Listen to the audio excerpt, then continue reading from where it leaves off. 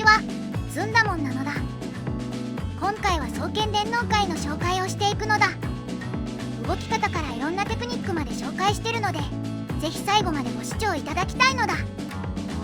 それでは解説を始めていくのだ。そもそも電脳界派、妨害に強くリソースが残りやすいのが強みなのだ。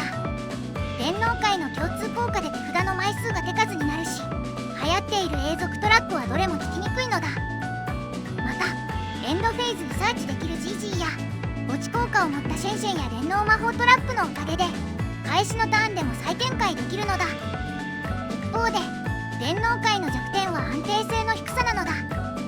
2枚初動であるため手札事故がまあまあ起きてしまうのだ。双剣は安定性の高さが強みなのだ。初動に必要な枚数が少ないし、サーチも豊富なのだ。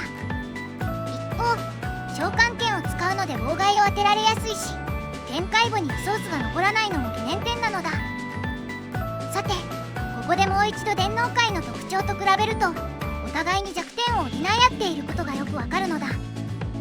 双剣と電脳界が組み合わさることで弱点のない強力なデッキになっているというわけなのだ。これが双剣電脳界の用意できる妨害なのだ。双剣の妨害と電脳界の妨害を揃えられるのだ。それをするために電脳界から双剣へつなげる動きと双剣から電脳界へつなげる動きがあるのだ。次はその動き方について説明するのだ。電脳界を双剣へつなげるには源流星長砲をシンクロ召喚することから始まるのだ。続いて父上やドラッグオンバーミニオンを使って出した長砲を破壊するのだ。長砲は破壊された時の効果で好きなチューナーをサーチできるので、これで白エクレシアがサーチできるのだ。そして白エクレシアを召喚して効果を使えば双剣モンスターをリクルートできるというわけなのだ。続いて双剣から電脳界につなげる動きを3つ紹介するのだ。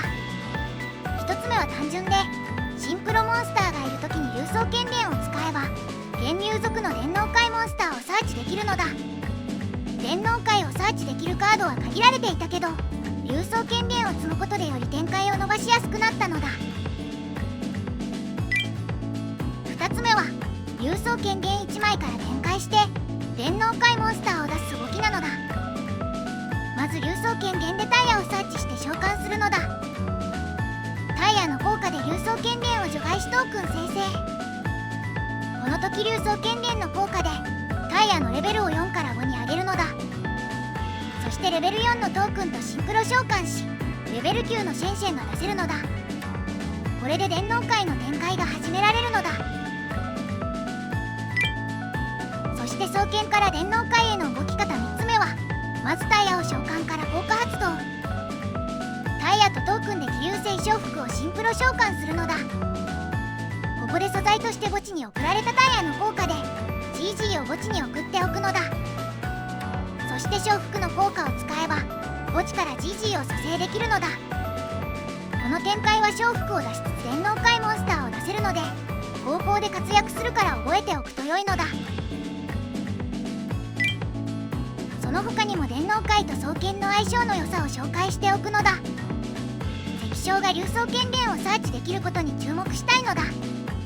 ジオルキンの効果を発動するには魔法カードをセットする必要があるのだけれど、これを石将で用意できるのはすごくありがたいのだ。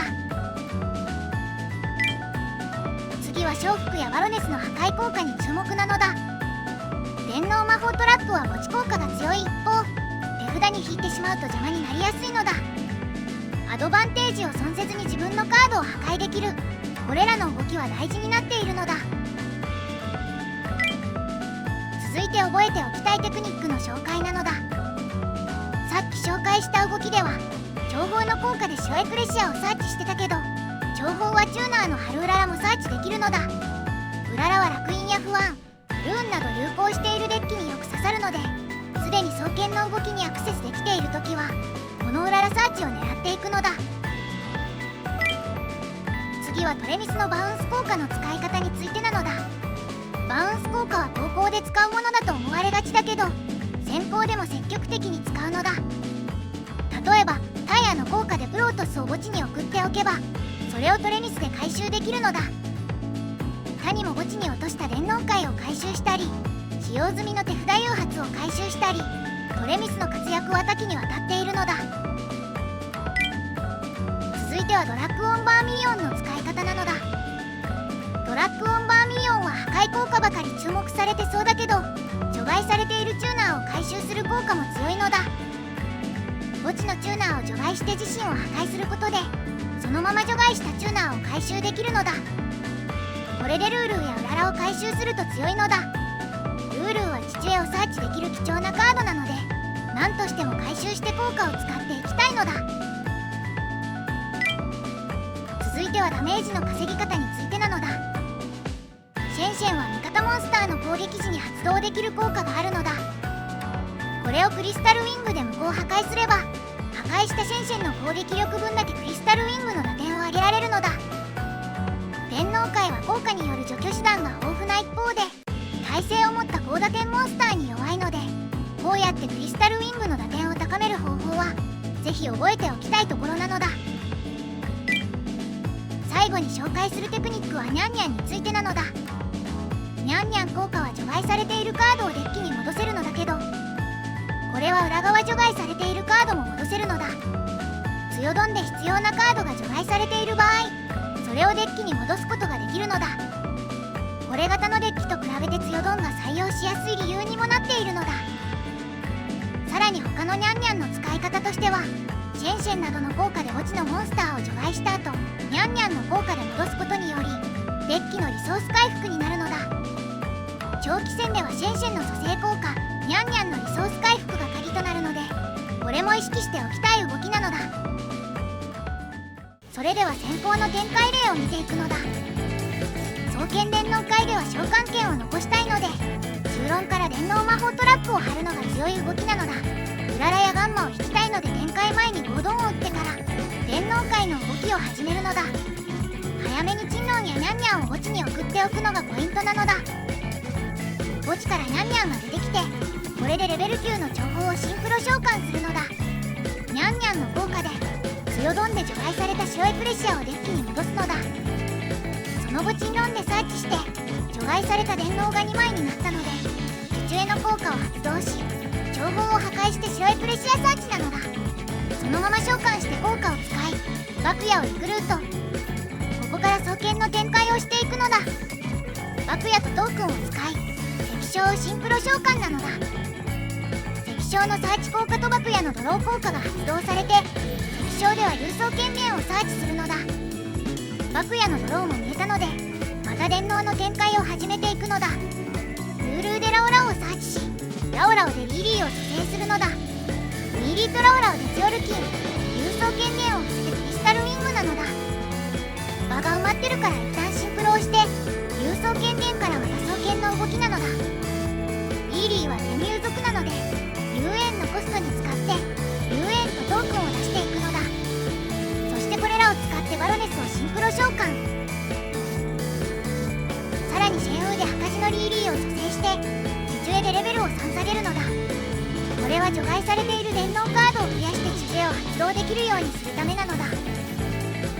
最後にシェンシェンをシンクロ召喚して、これでターン終了するのだ。 GG でリソースも確保できるのだ。最終盤面を見ると、双剣のみ、電脳界のみの時よりも強い盤面が作れているとわかるのだ。モンスター効果無効、何でも無効、ブリッジ破壊、除外効果、リターンのリソース、隙のない構えとなっているのだ。続いて後攻の対戦例も見ていくのだ。相手は不安なリーズなのだ。電脳界の手数と除去能力に注目してみてほしいのだ。相手の展開が終わるまでは早送りなのだ。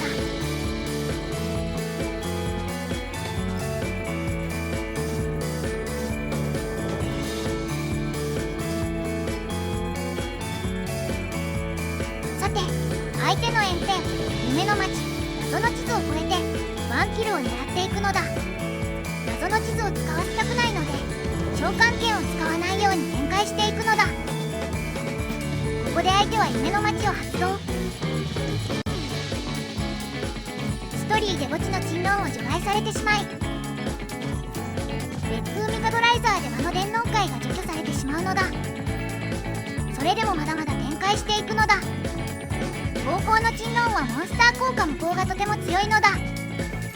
相手はもう1枚伏せカードがあるので、次はそれを破壊しに行くのだ。電脳界でモンスターを横に並べていき、レベル9のドラッグオンバーミリオンを出すのだ。ドラッグオンバーミリオンの効果を使えば伏せカードも割れるのだ。さて今度は謎の地図をどかすのだ。謎の地図があると双剣を召喚できないのだ。父上で GG のレベルを6に上げて、2体でファンファンをエクシーズ召喚するのだ。ファンファンを使えばバト墓地のカードを除外できるのだ。謎の地図がいなくなったので、いよいよ双剣でさらに展開をするのだ。双剣を使えばレベル8の重複をシンクロ召喚できるのだ。タイヤから重複を出せば場のカードを2枚もデッキバウンスできるのだ。さらに重複の効果で蘇生できるので、これで打点を稼いでいくのだ。最後にシェンウデリイリーも蘇生すればこれでリーサルになるのだ。手数の多さと除去能力の高さで高校でも双剣電脳界が強いことがよく分かったのだ。最後にデッキ構築についても話しておくのだ。まずデッキ枚数は45枚と多めにしたのだ。引きたくないカードが多いこと、手札誘発を引けなくてもめくる力があること、ゴードンで除外される被害を減らすことが主な理由なのだ。普通の電脳界ならデッキ枚数が多いと手札事故が起きるけど、双剣のおかげで安定している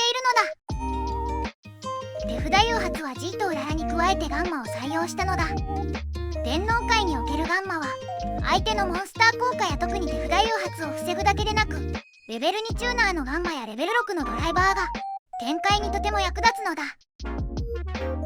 続いてニャンニャンは1枚2枚あった方が便利な時もあるけど、1枚でも十分使い回せるし、手札に引くと困るカードなので1枚に抑えているのだ。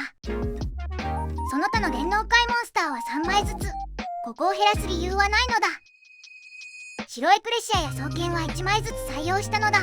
手札に引きたい優先度は双剣より電脳界の方が高いし、サーチもできるので1枚ずつなのだ。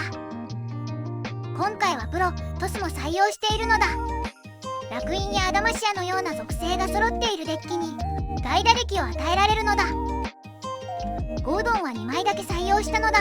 2枚ドローは強力だけど手札でかむりたくないので2枚採用なのだ。電脳魔法トラップはこの枚数なのだ。中論と珍論は先行でも後攻でも強いので3枚採用。電脳トラップは枚数を絞りたいけど、場に貼る用の父上1枚と墓地効果使う用の父上とシェンウ1枚ずつなのだ。竜双剣伝はデッキの安定性を高めるカードなので3枚。緊急テレポートは召喚権を残して展開するのに役立つので最大枚数の2枚。墓穴は先行展開を通すため最大枚数の2枚なのだ。エクストラは先行展開や高校まくりに使うカードを考えるとこれで15枚固定だと思うのだ。